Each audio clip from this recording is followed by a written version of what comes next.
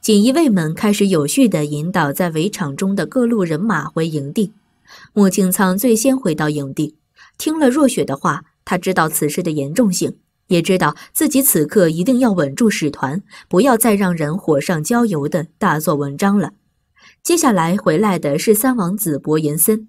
伯颜森一听大哥遇到了狼群，生气地拍着桌子大喊道：我哥哥怎么会好端端地遇到狼群袭击？我们草原有的是狼，狼根本就不会伤害人，一定是有人有意为之。若雪白了一眼伯颜森，冷笑道：就知道你们会这么想，小人之心，明明是你们自己招惹了狼群，还说是别人有意为之，难不成我们还会特意训练狼来袭击你们？你们还真有想象力。你个小丫头片子，你敢说本王子？伯颜森生气地站起身，瞪着若雪。难道不是吗？你哥哥出了事，第一时间你不担心你哥哥的安危，竟然信口雌黄地冤枉别人。我倒要问问，你是何居心？若雪抬起头，梗着脖子怼道：我今天非要教训你这个不知天高地厚的小丫头不可。说着，伯颜森举起马鞭就要抽若雪。穆清仓抬手护住若雪。三王子请息怒，现在当务之急是找到大王子，不是妄议猜测的时候。你们一个个的，别以为我们瓦剌好欺负。伯颜森见穆清仓出手，气焰明显滑了下来。大公子说得对。此刻梁君贤也赶回到了营地。大公子，现在是什么情况了？我听人说大哥遇到了狼群，现在何处？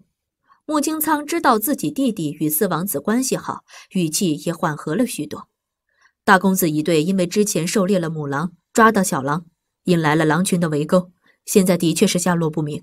不过请四王子放心，目前锦衣卫指挥使陆大人已经亲自带人去寻找大王子了，而且六扇门最擅长追踪术的袁捕头也在其中，相信不久就会传来好消息的，还请王子们稍安勿躁。梁君贤听了穆清仓的话，对自己的大哥倒是不怎么担心了，毕竟他们在草原也会遇到狼群，这个保命的经验还是有的。这么多人去寻找大哥，想来也没什么事。不过一想到今夏也在搜捕之类，他的确也有些担心今夏与狼群相遇。你是说今夏？哦，不，袁捕头也参与了搜索，那会不会有危险？若雪也很担心今夏，但是他不知道梁君贤的想法，随口说道：怎么可能没有危险？你们惹了麻烦，我们去给你们收拾摊子。你看这天色渐渐晚了，真到了晚上还未搜寻到的话，任谁在这树林里都会有危险的。若雪说的没错，树林这么大，到了晚上就更危险了。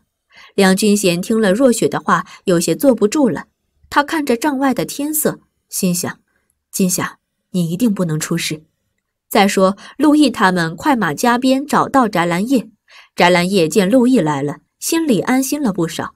毕竟有大人在，今夏的危险就会降低很多。陆毅来到翟兰叶身边问道：情况如何？今夏呢？翟兰叶赶紧指了指身后的树林：今夏和二公子已经进到密林深处了，他会一路留下记号的。目前没有收到他们的信号，应该是还没有找到大王子。知道了。陆毅点了点头，我们进去。说完便带着众人一起进到了密林。今夏，你看下雪了。穆青雨看着天空中飘下来的雪花，今夏抬头看了看天空，真的下雪了。如果下雪就更不好追踪痕迹了，我们得抓紧时间，天色也暗了。说完，今夏开始找身边干燥一点的树枝，用衣服里衬扯下的布缠好，用打火石点燃。穆青雨没想到今夏竟然还是树林里的生存之术，不由得心生敬佩。他跟着今夏这一路，看到了今夏心细如尘的追踪，心里不由得更喜欢今夏几分。他终于明白今夏为什么能成为捕头了，靠的就是这出色的能力。两人继续追踪雪地上逐渐变浅的痕迹。突然间，今夏听到了狼的嚎叫声，他赶紧拉着穆青雨蹲在原地观察。是狼的叫声。穆青雨小声说道：这么看来，狼群应该就在附近，那大王子应该也在附近吧。我们当心一点，尽量别跟狼群硬碰硬。金夏说着，小心翼翼地向前挪动着步伐。穆青雨点了点头，跟在金夏身后。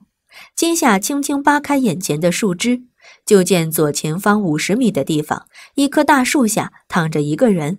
此人身边倒着2只似乎是狼的尸体，看穿戴应该是大王子。在他的前方不远处，有几只狼正紧紧地盯着他。金夏和穆青雨互相看了一眼，便将手里的火把熄灭，免得引起狼群的关注。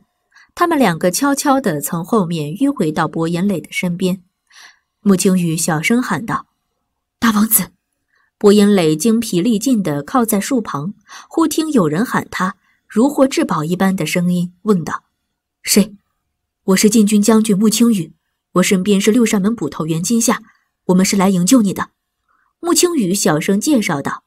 薄岩磊此刻不管是谁来救他都无碍，只要能助他脱困就好，便说道：“有劳了，我的腿被咬伤了，行动有些不便，其他伤无碍，不过现在体力有些不支。”金夏借着2人说话之际看向狼群，狼群一直在徘徊，并没有上前，这应该是跟之前薄岩磊杀了2头狼有关。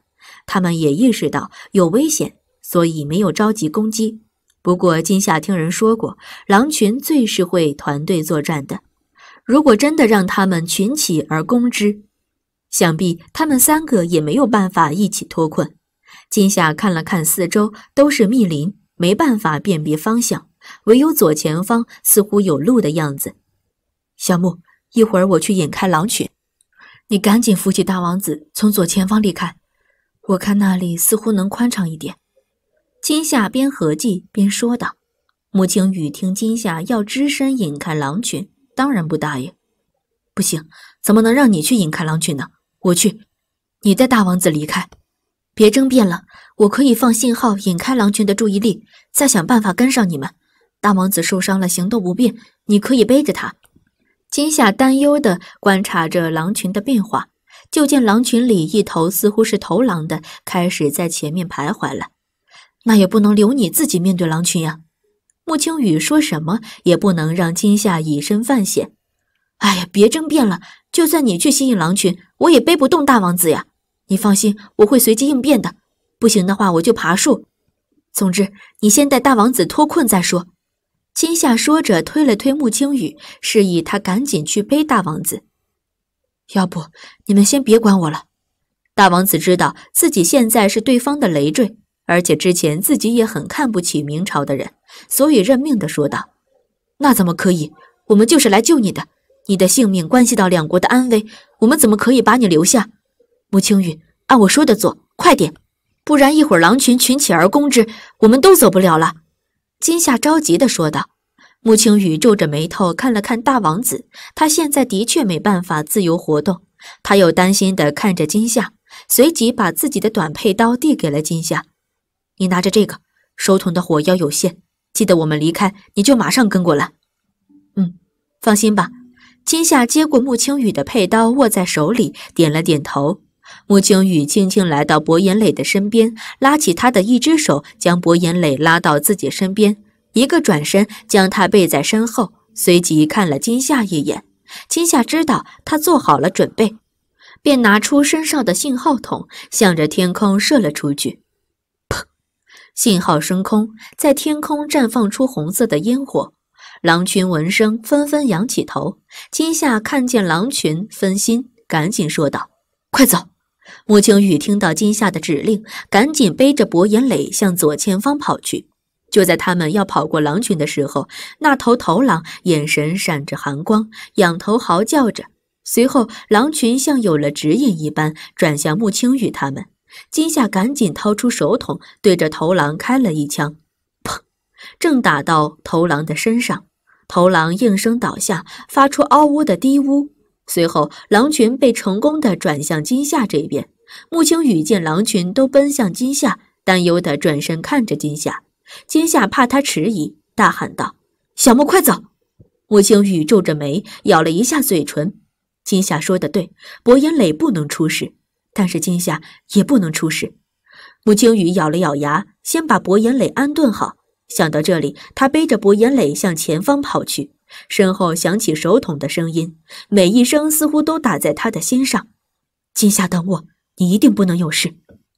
再说金夏，面对狼群的攻击，金夏自然不是他们的对手。好在头狼受了伤，狼群攻击更谨慎了。金夏一边用穆青羽的弯刀与想要扑上来的狼搏斗，一边向左前方撤退。得到一个空隙，金夏赶紧撒腿就跑，狼群顺势跟着追了过来。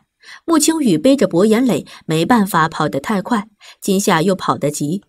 没一会儿，金夏就追上了穆青羽他们。穆青羽见金夏跟了上来，开心地说道：“金夏，你跟上来了，快跑，小穆，狼在后面！”金夏边跑边喊道。穆青羽看金夏身后跟着狼群，也加快了脚步。就在他们以为面前一片平地，要跑出森林的时候，脚下一滑，啊！金夏，当心！